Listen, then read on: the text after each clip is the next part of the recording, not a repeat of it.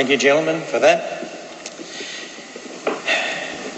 We're now going to hear some reflections from some of the community members, particularly some of those who have migrated to Tamworth and whom Eddie supported and nurtured.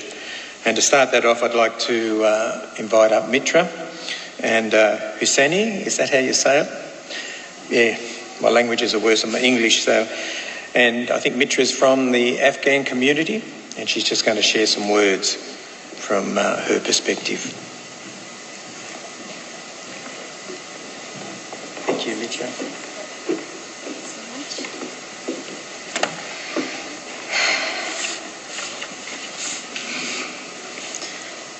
Good morning, everyone. You already heard my name is Mitra. Today, I would like to share why I called Eddie father. I called him father because of his sincere care, his generosity, and the deep, genuine connection he had with Tamworth and with every human being he came across. Eddie did not just help people, he cared for them fully and without condition. Most of the time, I called him super father, meaning superhero. But I knew he would not accept that title. He would simply say, I'm not a hero. This is just what we should do for one another. How could I not call him father when he would wake in the middle of the night to help someone who had no family here? While others put their phone on silence to rest, Eddie kept his phone close so he would never miss a call for help. How could I not call him father when he knocked on doors again and again, checking on people, especially those who had no family in this town or nobody else in this town? How could I not call him father when he helped migrants and refugees with limited English? He may not have understood their words, but he understood their needs. Just as a father may not understand a toddler's language, yet always understands what their child needs. That's why I called him father. From helping people navigate government systems, to grocery shopping, to finding jobs, to sharing a cup of tea, Eddie did it all. He offered tea when someone needed comfort. He offered time when someone needed to be heard. And he opened his own home, turning it into a place of healing, a safe space where hundreds came to be supported, guided, and reminded that they were not alone. Ladies and gentlemen, I am one of those people. After escaping the Taliban regime, I am Hazara. I arrived in Australia in a completely new country and culture, with my family left behind in danger. My mental health was fragile in ways that are hard to put into words.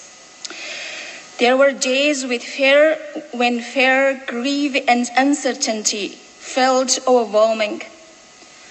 Not only about my future, but about the safety of my loved ones left behind. Eddie saw that. Like a father, he understood without needing to be told.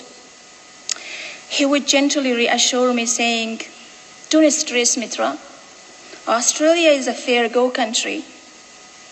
You will build a good future here. Everything will work out. Then he would smile and joke. You are the second toughest woman in the world.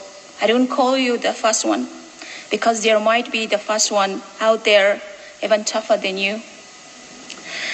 That time, those words meant everything to me. Eddie was not only kind in words, he was a man of action. Whenever he sensed I was struggling, he would say, Mitra, hop in the car, let's go. Sometimes we would visit families, sometimes op shops, sometimes we would just drive. One day he took me to the countryside. He pulled the car over and there were more than 50 cows in the field. Eddie stood there and called out to them, telling them to line up for a photo. He called several times saying, line up for a photo, line up for a photo. And would you believe it? Most of them lined up for a photo. I have the video still, and I laughed so hard that day. I forgot my sadness and felt happy again. Eddie looked at me and said, "Good, now you're smiling. That's what I wanted." That moment says everything about who he was. When we got home, his wonderful and supportive wife Barbara had prepared a beautiful slow-cooked chicken dinner. We ate together, talked together, and laughed together. It hurt so deeply knowing that moments like this won't happen again. Eddie knew when someone needed help. He stepped in without hesitation, without judgment, and without expecting anything in return. For almost 3 months, Eddie and his family gave me free accommodation, free food, free transport, and something far greater than all of that, care. I often say it was therapy, because watching a man who consistently put others before himself was healing in ways I cannot fully describe. Eddie never saw people as numbers. Each person had a special place in his heart. Sometimes I wonder how big his heart must have been to love and support so many people equally. He spent his life improving the lives of others, supporting newcomers, and working tirelessly to make Tamworth a safe, welcoming, and memorial home for everyone.